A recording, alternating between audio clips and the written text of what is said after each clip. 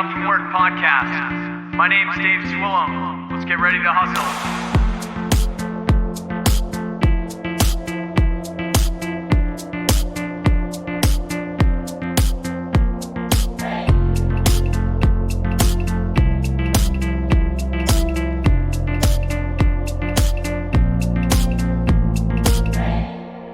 Welcome back to the Waking Up From Work podcast. You're listening to episode 68 of the podcast today. Thank you guys so much for joining for 68 episodes. We're going to keep this thing going here. And thank you for anyone that tuned on last week. Really fun episode. Got to get out of the house and get into the studio lab and hang out with Tim. He has a video that he took with a ridiculously nice camera that he was nice enough to share with me.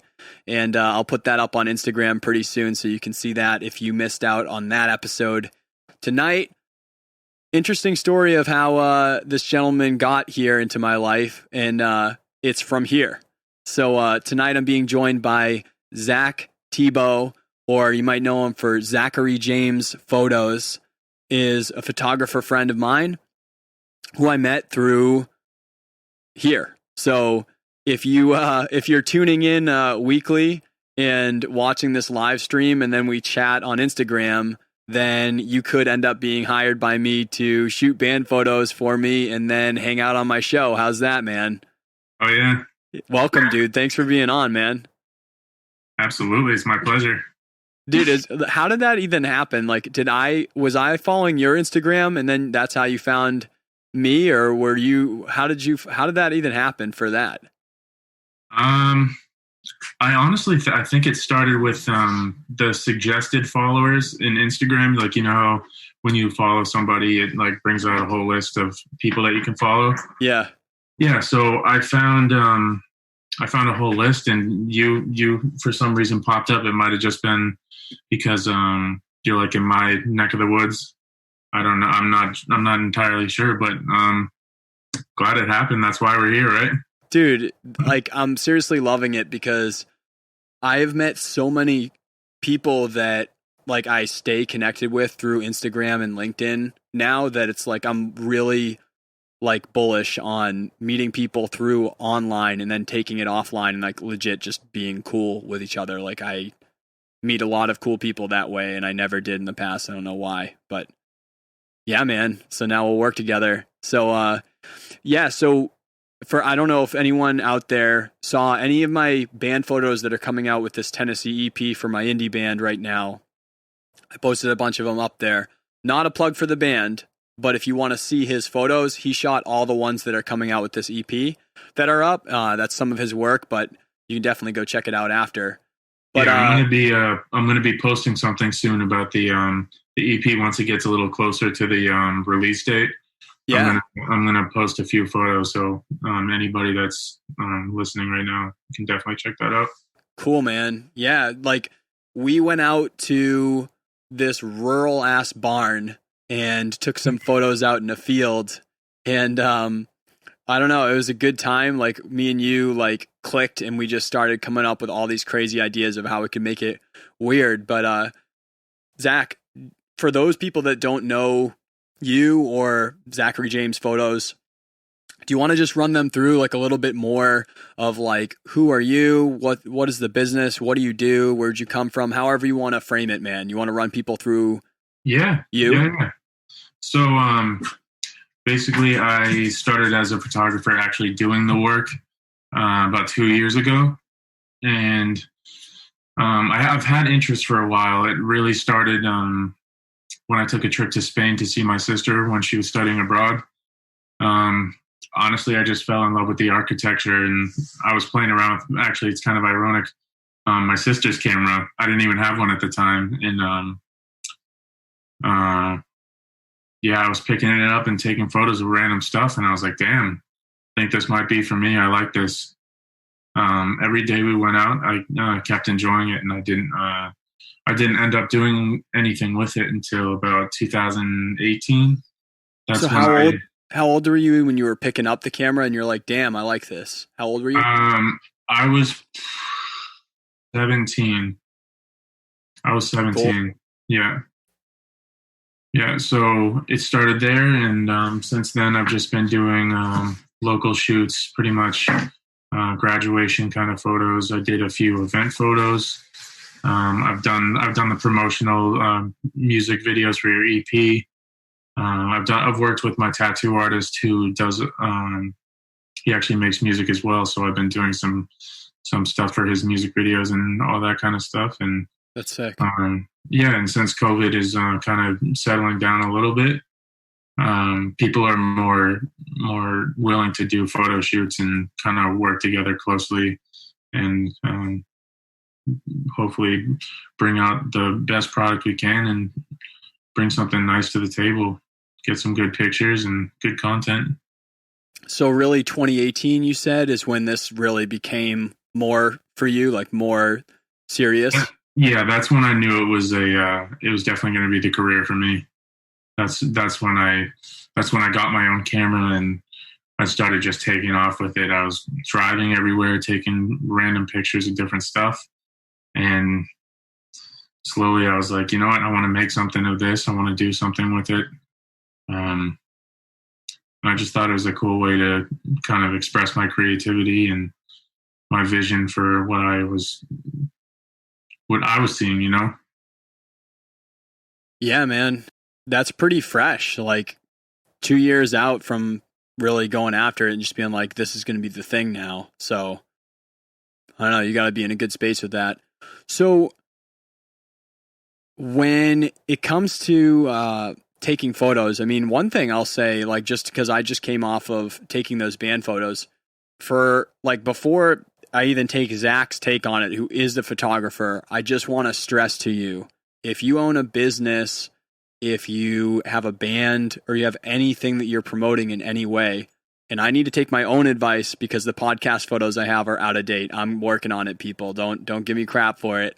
You have to have pro photos. Like it makes or breaks every Facebook, Instagram, website, band promos, like anything that you possibly have, make or break if you have pro photos, or maybe not make or break, but like immediately put you in a different category where, like, you know, I really believe, and you'll see on my Instagram, like a lot of organic content, a lot of content that like is on the fly. And I don't think that you should give that up. I don't think that every photo should be like a picture perfect photo, but at the same time, like you kind of need a blend for things where you really want to, elevate that. Professional photos is like the easiest way. You'll see it in the housing market. The easiest way to sell a house is be the one that has the best photos. If you don't want to sell the house, then make it look like a trailer and then make it so that I literally get to buy the house $40,000 under current market value, which is what happened in Tennessee. Like I found a house that the photos made it look like a trailer and it was way under market because of the photos, because it looked like a trailer and it was actually a 3-bedroom, 2-bathroom house. The photos were that bad that I saved $40,000 on it. That's what good photos can do. It's absolutely insane. So, and rant and soapbox, but like take some good damn photos out there. If you suck at it, and then hire someone every once in a while, and I promise it will make a big difference in your life. But Zach, like, what do you see? Because you do so many different events or shoots for business and for pleasure. Like what purpose are those serving for people in those different mediums? Or like, what do you see in that power of a pro photo versus, candid? So it's kind of funny that you asked that, because I originally started my photo taking with just doing exactly what you were saying, like organic photos, just completely candid. Which are still awesome. Yeah, and honestly, they're my favorite kind of photos to take. So that's why there's a lot I haven't posted, but from what you've seen, I have a lot of posts of people. And I don't know. I think that's how it started. And then I think once I realized it was like a career, something that I really wanted to do, that's when I started getting into more of like the professional photo, the picture perfect photo. Yeah. And honestly, it's not something I don't enjoy, but I definitely find myself leaning towards more candid, more event photography, things where I can catch people in their natural element rather than here, stand this way, pose this way, let's do this, let's do that. I like to rather take pictures of people in the studio mixing, doing what they do, because that's, I mean, just like everybody. Yeah, exactly. And just like, when people are doing things that they love, it's gonna look like it. The pictures are gonna come out that way. And right. Yeah. So, but I think it's different though, because like your candid photos that you take, candid doesn't mean that they're bad photos, but like there's a way to professionally take candid photos where like that's you being in your art, where you just know that like the real way to express that person is to have them in their natural environment, but you know how to take a good quality photo of that happening. So you kind of like are pairing the two worlds of like getting that real actual expression, but also like professionally having it, where like I was kind of saying like I can't do that. When I take I'm not a good photographer. So when I said candid, I mean like I'm out with my iPhone and I'm taking okay photos. I see a difference in value between things that I do with that and what you do. I could hire you to come hang out and do candid photos, and I think that they would be phenomenal photos, but I think that they do different things. But you're saying that just really like having someone in that environment, that's going to yield the best photos no matter what it is, because you're actually capturing who that person is. It's not like some BS to it. Yeah, like I think that's also the part of me that's leaning away from getting my own studio, because I feel like when you have a studio, it's almost like you're immediately given the responsibility of doing pre-posed photos, doing picture perfect photos with the green screen or the different colored backgrounds. Yeah. And that's just not the kind of photography I'm looking to do. And obviously it's for some people. I know some people just want to open their shop, do senior pictures, family photos, baby portraits, all that kind of stuff. But I feel like I personally work more organically, just like you saw when we were doing the band shoot. Like it was almost a conversation. Like, yes, I want to hear your input. I want to hear your input because you're trying to send off a message of the music that you're putting out and the theme of the music and the theme of your album or EP or whatever you're dropping. It's important for us to collaborate in order to get the best work and the best photos, and pretty much putting together exactly what we both want as an end result. Right. Yeah. Whenever I've worked well with a photographer, it's a conversation like that of, where I need to be for lighting, or where things need to be at in terms of like symmetry or like location in the photo to provide, I don't know. I know that there's a whole lot more than I know of like how you have shapes or like where things are located at and things to create a nice appealing photo. But then also taking into what story are we trying to tell, and then working between the both, it puts you in a good spot. And we were talking a little bit beforehand just about how, like wanting to communicate with this audience, like, hey, let's make sure that we communicate with this audience in a way that we're talking on the podcast. And I was just saying how, like, I think that everyone who's been on this show so far, luckily, including obviously yourself, like, that's why I was really happy to have you on. It's almost like no matter what creative you're doing, it's the same thing that you're trying to do. You just have like different tools and brushes and things like that to make it happen, to communicate that message. Because it's no different than when I'm recording a record where like I suck at photos, but when I'm recording a record, I'm trying to convey that same message that the artist is telling me, this is what the album's about. This is what the lyrics are about. This is the vibe that I want to have. This is how I felt when I wrote it. This is how I feel about it right now. This is the story in my life that happened with it. This is what I'm trying to convey. I'm trying to talk to this person, and like you literally start shaping like, who is that person? Like this person is, 90s kids growing up, like in an alternative life. Like that's literally like my audience for Broadwing, but it's like you start picturing your friends or like whoever it is that would be listening to it, and then you like reverse engineer it.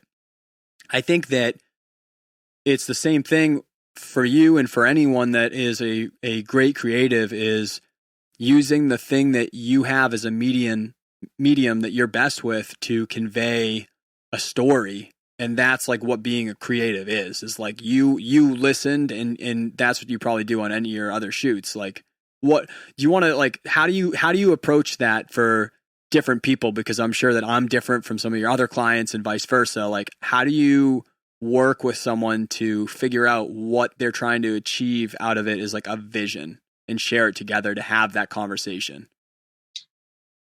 Usually the people that I've worked with, especially on the music side, like you, my tattoo artist, I went to California to do a photo shoot of this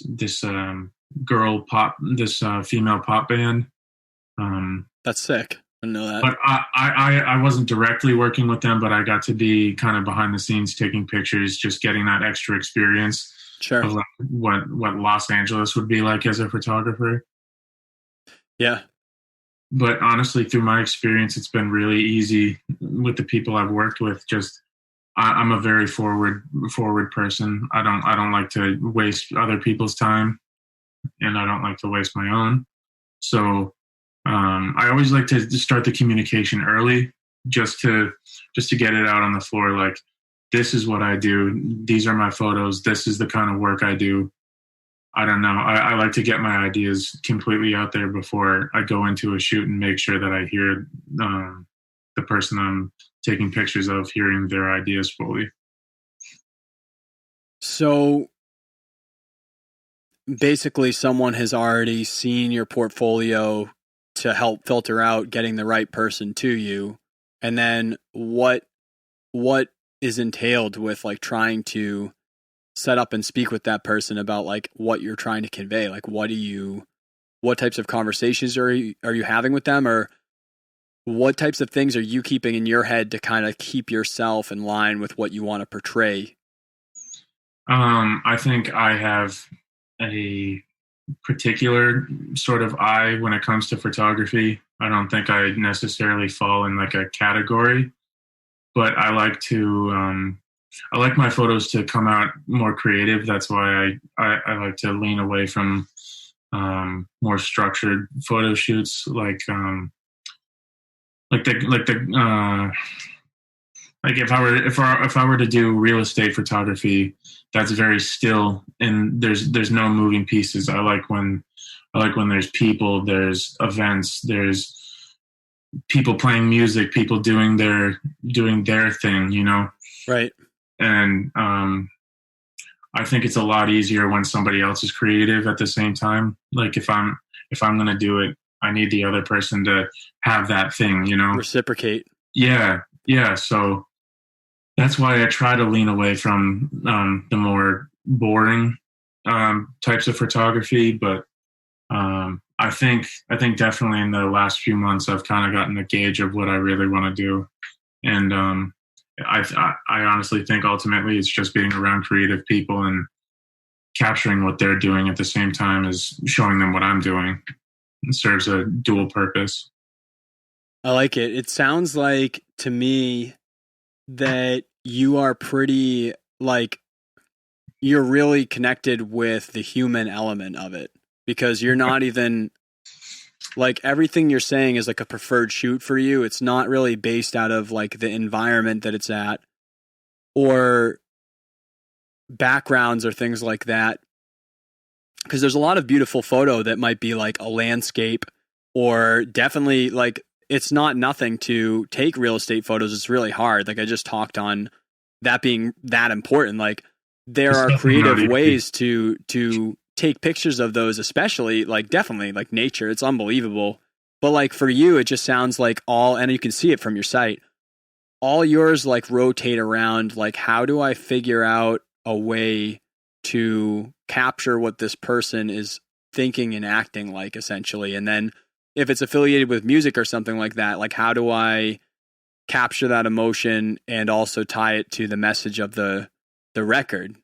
Like what do you think it is about the human element of it? Like why is that your side versus some of those other things that you could definitely be creative in? Like what is it that makes that piece for you?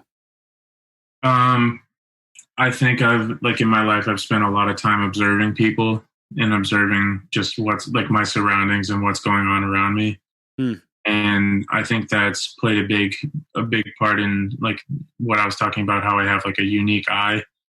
I just think that certain things that catch my eye, they may not catch other people's eyes. Or like I'm not trying to toot my own horn, but I just think sometimes I see things a little differently than other people. Yeah. And even though it's different, I still want to share it.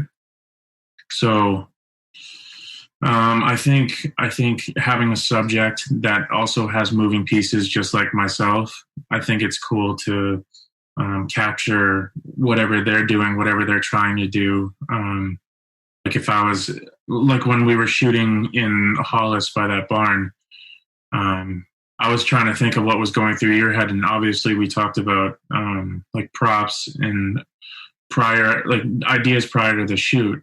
Yeah. And that was really helpful, but that also ties into that conversation piece that we were talking about.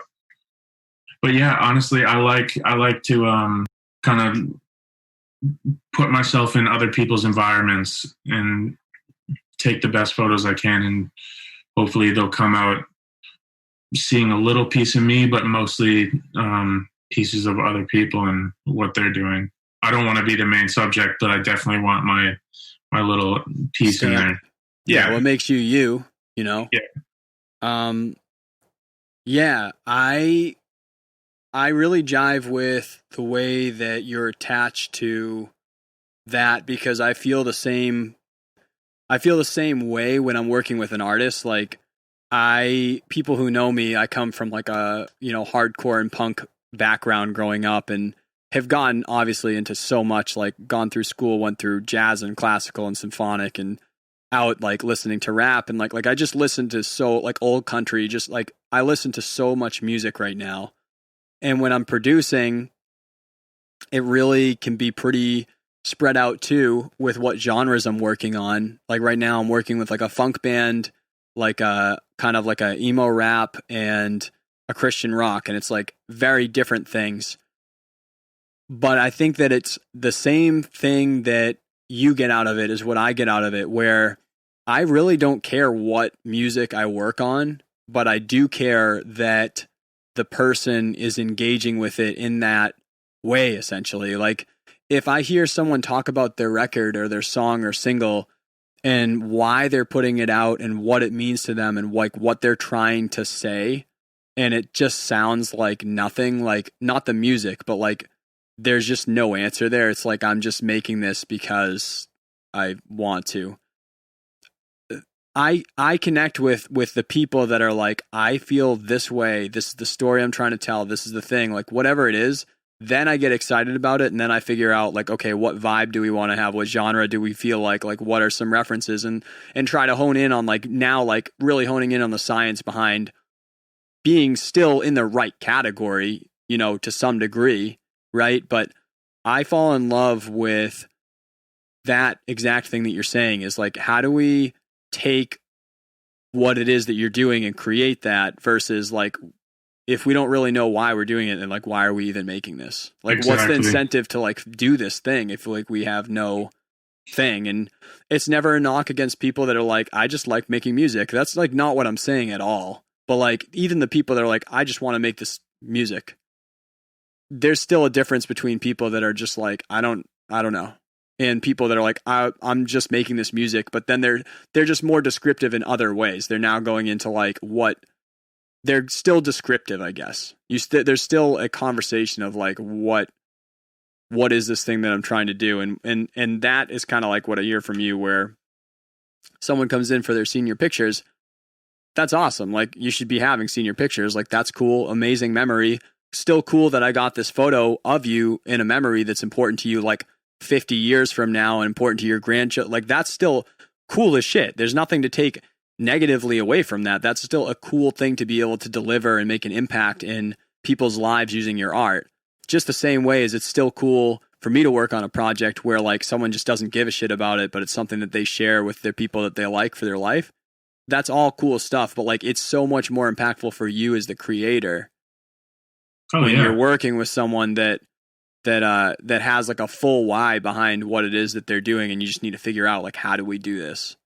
Yeah, if you bring a certain level of energy to your, well, for me it's to my photo shoot, but for you to your recording session or to the music video that you're shooting or anything, yeah, it's important for the other person to bring that same energy, or else you're gonna hit a brick wall. And that has happened with me in the past with my tattoo artist, but I'm grateful to have known him well enough to be like, come on, man, get up. Like we're gonna do something. Like you're trying to get photos right now. You're trying to promote your music. Like get up. Like we're doing this. Let's stir the pot. Yeah. So it was nice that I could kick him in the ass a little bit about that, but it's obviously more difficult if you have people that you're not as comfortable with, don't know as well or at all. So it's really important to bring the same energy so you can really get the most like beneficial use of your time. Like reciprocating energy, like you both have an energy there and you're like working between the two to figure it out. But like if one side's a dud, then it's like if the photographer is just like, I don't know, like, what to just do what you want to do. If the photographer like isn't trying, then that sucks for the people. And then if the people are just like, I don't know, I get weirded out having photos taken of me. I'm like a very like, I don't know. My wife and I like talk all the time about how like we don't take photos of each other like anywhere. And it's like actually really bad because we have like not enough for like documenting vacations and shit in our life. And we're like, we need to take more photos, but I'm not that guy to just sit on a bridge and like take pictures of myself. And, you need both parties to like be involved to do it. It can't be a one-way street to do that, to get that life. Definitely. It's hard.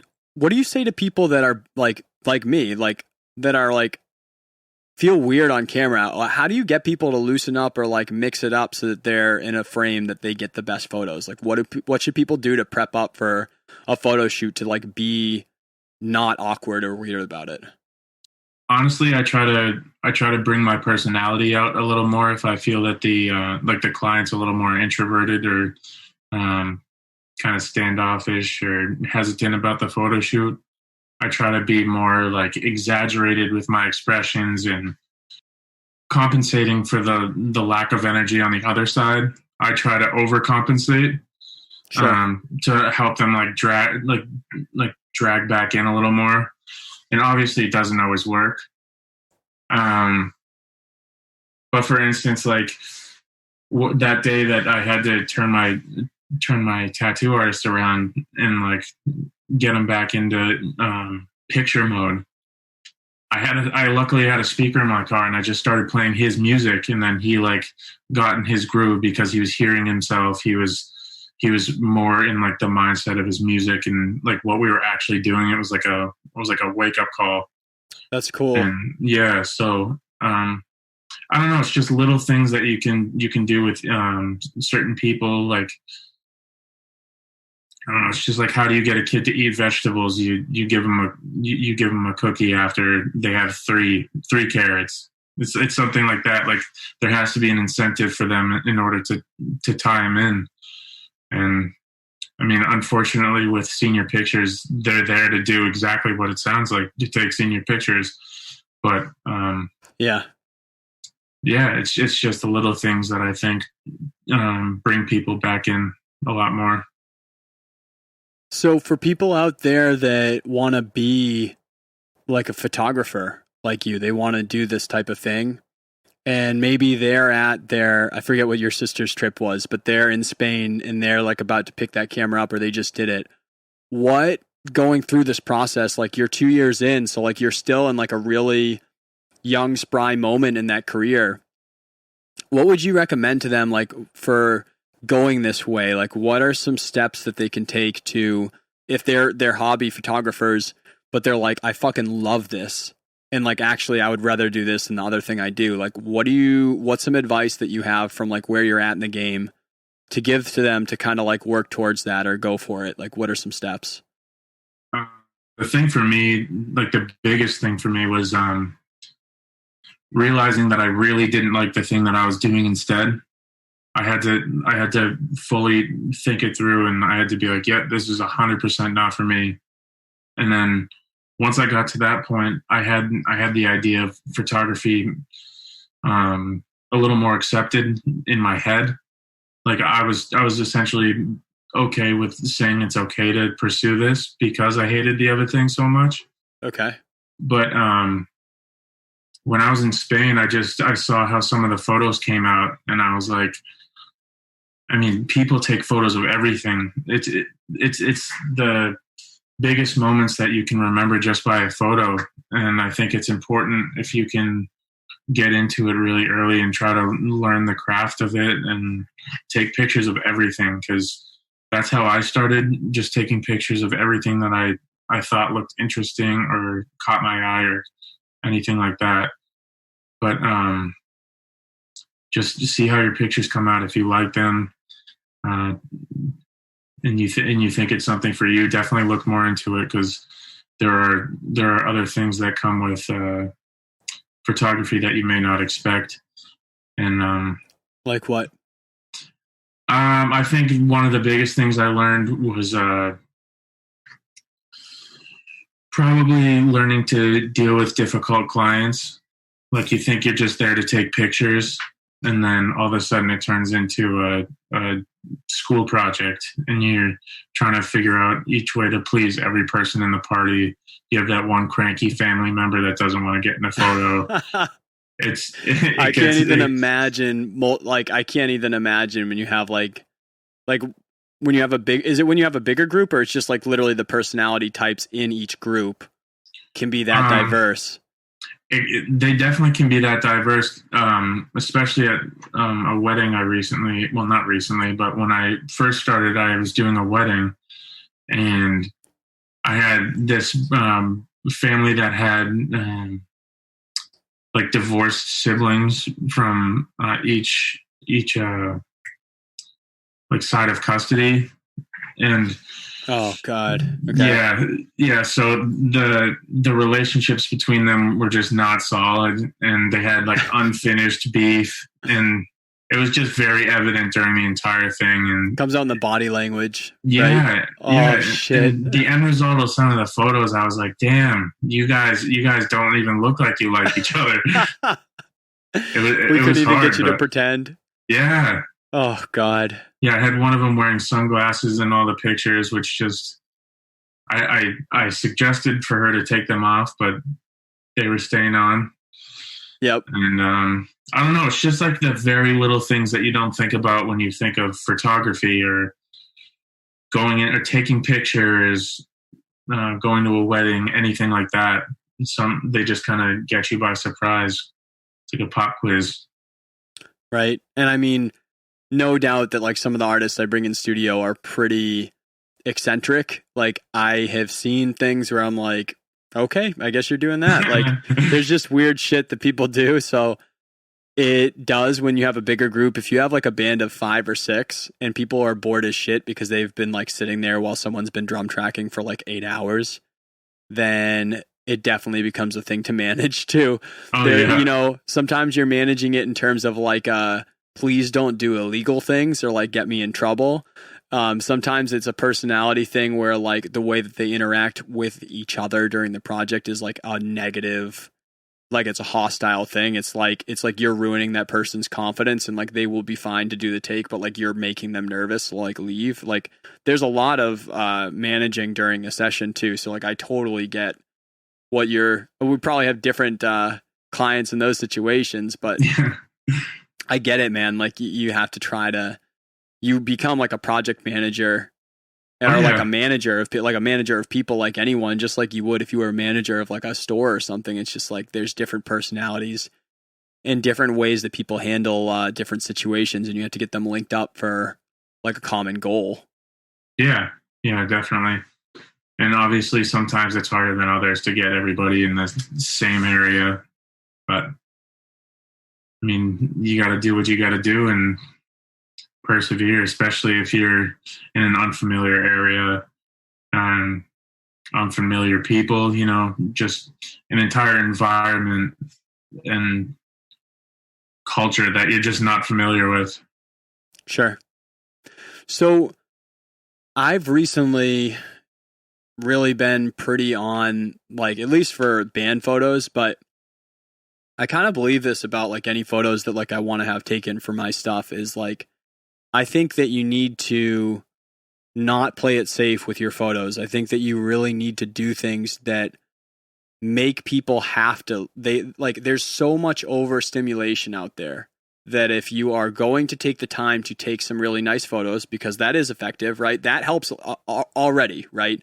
Because there's no overstimulation of photos. Everyone takes photos all the time. They post them all the time. So having a really nice photo, that already helps a little bit, because I'm going to stop if I see a really nice band photo. I might not hang out on it, but I'm going to stop for a little bit and try to figure out what's going on versus when they take it themselves, so like that's one thing.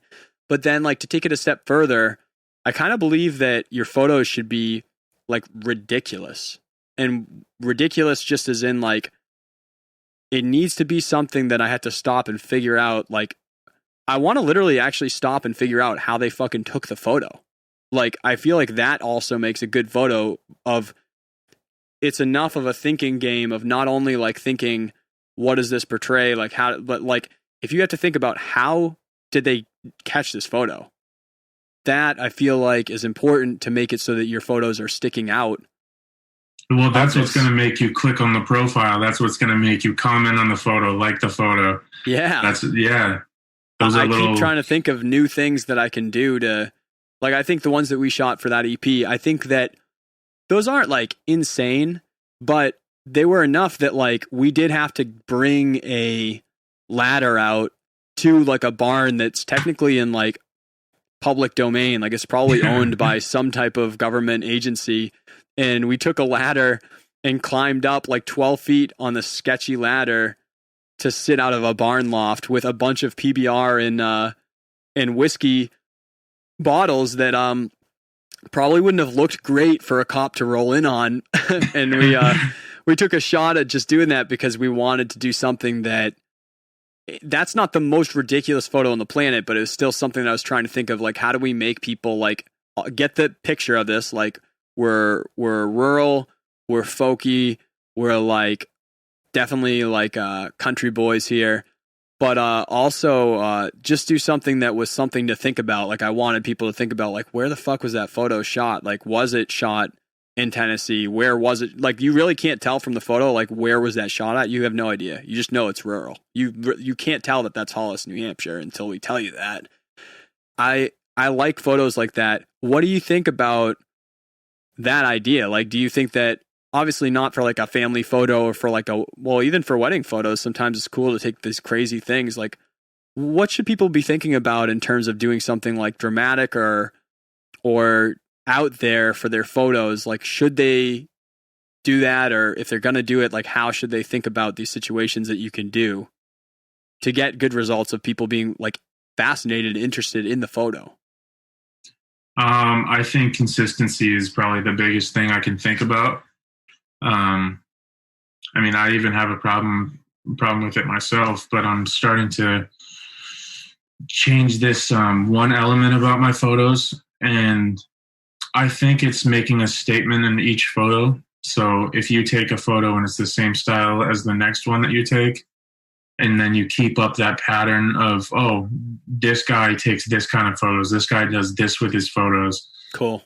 Just like a painting, people can look at it and say, oh, that's Van Gogh, Yeah. Like it's kind of like that. That's what I think about when I take photos. I'm like, what am I going to do with this photo that's going to be like, oh, Zach took that,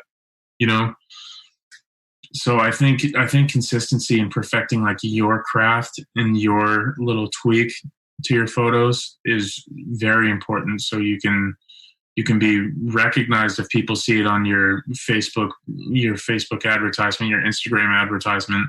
People will see a familiar trend in your photos, a familiar look, and that's something that they're gonna that's something that's gonna catch their eye and draw them to the photo. Familiarity is pretty important.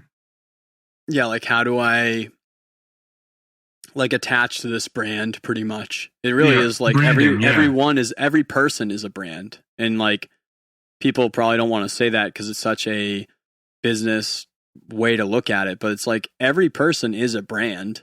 You form a picture to other people of like who you are based off of like what you wear, how you roll into a place, and like who you're hanging out with. Like all of that forms a picture of who you are as a perception before someone gets to know you. And obviously there's more levels to that when someone is talking with you and interacting, and like all these different levels of shit that's like really still ultimately makes who you are. But whatever you're doing for photos or for any other thing that you're doing is all part of your brand. And it's like you need to understand that makes like an impact of how you're portrayed. Yeah. As definitely. A first off, right? The book cover. What's like the most ridiculous photos that you've taken? Like what's the craziest photo shoot you've taken? Honestly, probably my last photo shoot with my tattoo artist. And it was because it was so organic, just like we were talking about. He brought that same energy. Like we had a videographer out there shooting his music video. We had his girlfriend. We had people that tattoo with him in his shop. We had friends come by. We had his dad come by. That's like we just had really good, we just had really good energy the entire day, and we kept the momentum. And I mean, the photos definitely reflected that. And I think we just worked really good creatively. He had a vision for what he wanted to do for his video shoot. He had scenes that he picked out. He had little snippets for different parts of the music video picked out. And while the guy was recording the video, I was doing my thing on the camera with visuals, and it wrapped up to a really good session at the end of the day. I think those are definitely some of the best pictures that I've ever taken. That's cool. Yeah, it's like, how do I make, it's just like anything, right? Like no one wants to do the same shit. And so even if they're influenced by other stuff, like maybe you like, obviously you as a photographer, you probably have favorite photographers. You have Instagrams or websites that you follow, and you're like, I just love all of this person's shit. The way that they do it, I just like vibe with that. But like, you don't want to do the same shit. You want to do your own thing. And photography, and if you're not the photographer, you're the person getting the photos done, then you still really should be looking through the lens of like, how do I do something that is unique in the way that I am, whatever it may be, in the setting that we choose and the thing that I'm dressing in. You know, how do I make it so that this pops, because it's not just a selfie taken in front of like a cityscape or something like that. Like, how do I make it so that this is something that's not done all the time, so that it portrays what I want it to do? Yes, the wow factor, the thing that immediately catches your eye. You see the photo, you're like, whoa. I think that's the biggest piece for me. Just having that one thing that I can look at and just be like, damn, that's a really nice photo. Or how, just like you were saying, how did they do that? How did they make that shot possible? Like some of the pictures that you see on top of like giant industrial sized buildings, like ridiculous photos. And you're just like, how? Like, where was this person standing at? Where was this photo taken? Because it looks like it was not from this planet. How did they take it at that time where this shit was like falling on top of that person or something? Like all these things go into it. You're like, how did this happen? And it's like, I don't know about you, man. Like, I'll spend 20 minutes trying to figure, like, I'll look at a photo and then like I'll walk away and I'll be on a walk or driving or something. I'll be like sitting there thinking about it. I'm literally like, how did this happen? For me, I'm like all about like for me to be pumped on something or for me to do well with something, I like need to understand like how and why is it happening. And that's like the same way with I am with people. And so like I just try to figure out everything, and a lot of times it's to my own like it's in my own way. Like there's shit that I don't need to know the details about. It's a waste of time, and it's just curiosity. Dude, I'll go right down the rabbit hole. It's like bad sometimes. I'm the same way. I need to know. I like need to know to the point where like I will message or email people and be like, "How did that happen? How did you do that mix? Like, how did you write that?" Like, because I just need to know. So when there's photos that are just like completely abstract or absurd, I like need to figure out like the logistics of like how it happened. And I always love the stories where you can read on like a blog or like the article or something when the photo was took to like figure out how it happened. And there's just stuff out there where it's like, some of it is just like literally in the moment, and that's crazy. And then some of it, they actually did orchestrate to happen. And that is also like, I think extra crazy. I follow a photographer. His name is Jordy Kowalczyk. I'll send you his Instagram after this, but he does a cool thing where he posts the photo that he's taken, the edited like final copy, and then the next frame in the Instagram post will be the video of how he made the photo happen, and like the people that were involved, the objects that were involved. Yeah. So you see the picture and then you see how it was made. And you're like, oh, that's pretty cool. Like I saw the whole process even though I wasn't there. With photos, I think another thing, and this happens in music too. I'm sorry for anyone listening out there sick of me like shouting parallels, but like I'm just connecting these two like hard in my head this whole episode of like how these intersect, because that's where the worlds were from. But I remember being, when I was like taking business classes, I remember food company photos for 50 years, like probably going back, I don't even know how much longer, right? Since photos have been around. They will do things that are not food. Like they'll do all sorts of things that like are the picture of food, but like it's not a food. And it somehow makes it more appetizing. Like there are things that like, I don't know I forget like what some of the ridiculous things are. Like when you see like the McDonald's picture of like a burger or something, it's like, that's not the burger. That's not a burger at all. Like that is like this weird stuff that like it just looked even more appealing than actually a burger did for a photo's sake. Do you ever run into stuff like that where it's like you want to portray it, and portraying it the best that it can is actually not even doing it? That happens in music all the time with like samples and stuff like that, where it's like I can record claps, and for some projects like an indie rock band or like something like some organic rap or something, like I'll record legit claps and I'll stack them up. But there's a lot of stuff too where we don't want the actual sound of claps. We want like synthetic sampled claps, because that's the sound that we have in our head, but that's not claps at all. Like that's like completely like a synthesized sound that's created from different waveforms to sound like claps to us. But sometimes that's the right fit. Do you see any stuff like that in like in the photos you take, or like others that you're able to pick it out where it's like the best way to portray this to someone that doesn't know that it's not that thing is like using something that's not the thing to portray it? I've seen a lot of different photographers use Photoshop to do some crazy stuff. Yeah, like obviously, example. like obviously, an arrow's not going through your head and you're smiling at the camera. Like, but the way that the picture makes it look is crazy. Like you're trying to give off a message, but you're not going to shove a dart through your head. Yeah, you're gonna need to Photoshop that in. And I think it's just cool. Some of the stuff that I've seen, like people holding planets or standing in a giant mason jar. I've seen a lot of people get creative with that kind of stuff. Says a message. It speaks a lot. Yeah. Yeah. So, I mean, I think in another way, that's a completely separate style of creativity. Like there's a whole different realm that you can even go into with the photoshopping. Like just thinking of ideas to make for Photoshop, some of the things that you can do, some of the pieces of the software is just unreal.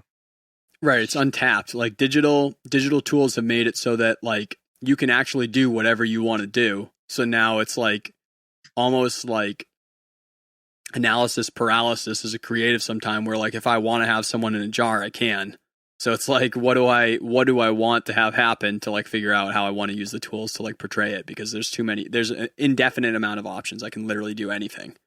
Right. I think one of the biggest examples I can think of that's completely off track is like superheroes in movies. Yeah.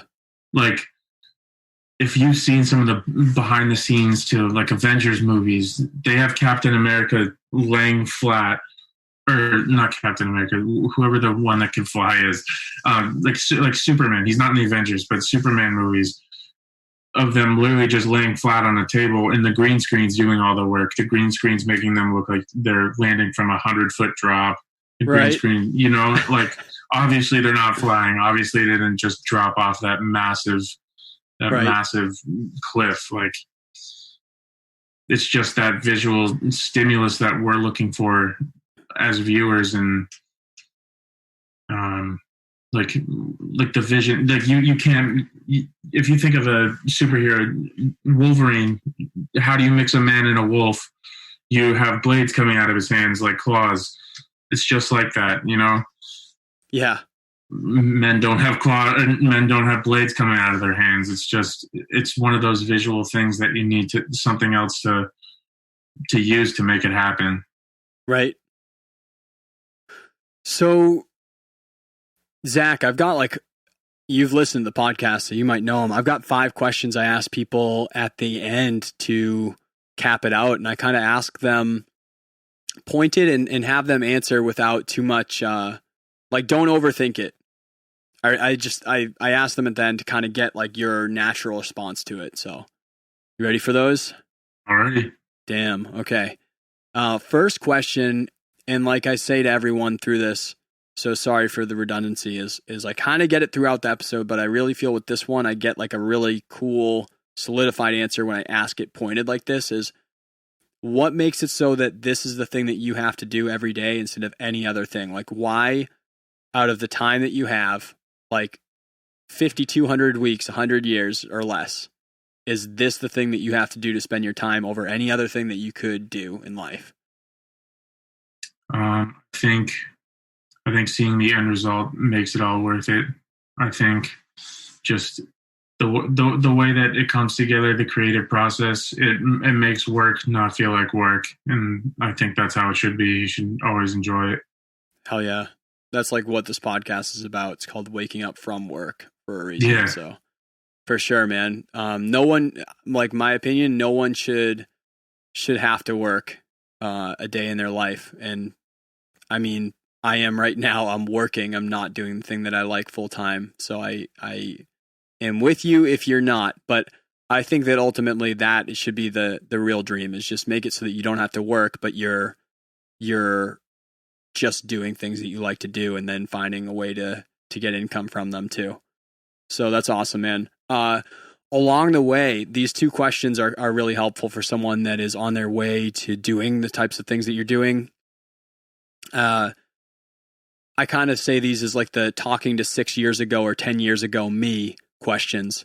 So what is the worst thing you've done in the process of going into this, where you're like, I really like the lesson that I learned, but if I could take that lesson and like make it into a pill to like give to someone where they just got the lesson without doing what I did because it kind of sucked, like, don't do this thing. Like, what's the worst part of this process so far? Don't make the decision of your career the second you graduate college or high school. You don't know what you're going to do. You don't know what you want to do. I mean, and some people are convinced that they do, but I will never believe that. I think you need to experience it more. You need to experience college. You need to experience your life as a young adult way more than just high school. You haven't experienced shit just in high school, you know? So I will fight with you on that, only in the bit that I knew from age 16 that I was going to do this. But I will say that you can't form unrealistic expectations of like how that looks in real life until you're living the hustle of like trying to make that happen, because it's such a different thing in real life than what you picture it at that age when you have that expectation. So like, I think that it is possible to know what you want to do at that point. But first of all, the education system will have it say that you should know. You fucking absolutely don't have to know. So definitely don't feel that you have to. 100%. If you feel like you know, and maybe you do know, and that's cool too, and you do end up actually doing that, or like you stay the whole way through and you want to do that, just don't be unrealistic with yourself of like setting the expectation in your own head of like how that has to look like, because it never looks the way that it looks at that point 16 years later, 20 years later, as it does right now when you're 18. If you're 18 out there listening to this, just like give yourself some chill power or something like that, you know, like for sure, dude. So it's going to work itself out. You'll figure it out, man. People just figure their way, and then shit happens and it changes like what the way is. And we're all out here hustling. So flip side to it, positive note, best thing that you've come across along the way where you're like, I am so happy I friggin' did that. Like, you should do that. I was really hesitant to put anything on Facebook, like about my company. I knew everybody in my town. Like, I was uncomfortable with it. I was new to it. But people support me. Like, period. People are going to support you if you do something that you really enjoy and something that you want to excel in. They're going to push you to do more and kind of branch out and expand your brand. They will support you. You just have to have that confidence, and you got to push what you're trying to do and do it fully. Don't do it half-assed, you know? A lot of good friends have told me that you need to put what it is that you're trying to do out into the universe so that it can return and give back to you. And I believe it, because if people don't know what you're trying to do, then they can't support it. Once they know what you're trying to do, they're like, oh, I've got this friend. He does photography or he does audio engineering or whatever, and that's what he wants to do and he's really good at it or whatever. But if you don't talk to anyone and tell them like what it is that you're trying to do, they don't know. And if no one knows, they can't really get behind it because there's no thing to kind of quarterback on. So it's like, yeah, 100% agree with you, dude. Like I tell people what I'm going to do, like with this, like I'm going to buy a property and renovate a studio thing. I have multiple times been like, I don't know how the fuck I'm going to do that. Like, it's like financially or like all these different things come up of like how it's going to happen. But I really believe that you need to say what it is that you're going to do redundantly, so that like eventually like people just hear so much about you trying to do it that they start coming up with ways of like how they're going to help you, or like you manifest like how it's going to happen. Oh yeah. What is one resource that you'd recommend to the audience? It can be on photography, creative entrepreneurship, like mindset, anything that you possibly want. It can be a book, a movie, podcast, anything. Like, what's a good resource for people to check out? I think this generation's very familiar with social media. So I think rather than using that for something useless or more entertainment based, do it for something that's productive. And honestly, that's how I started. I used that Instagram ad, like the promotional column that you can do if you have a business page. I honestly think just getting your brand, getting your word out, getting your content out, I think that's wicked important. Use the platforms that you have and that you use every day. So as a resource to get better, like instead of using social media to just get political and get in arguments with people or post stupid memes, and definitely still do that stuff because that's fun as shit. But maybe follow like some very direct stuff on Instagram that all have exactly something to do with what you're trying to do, or maybe get in some Facebook groups with other people trying to do the same things and talk with them. Or do something. Dude, I'm so on board with that. Matt from Revelry Studios said that he like made it so that the only thing that all of his social media accounts follow or like is only audio and music things. So like he doesn't use any of the platforms for anything else except for when he goes on there.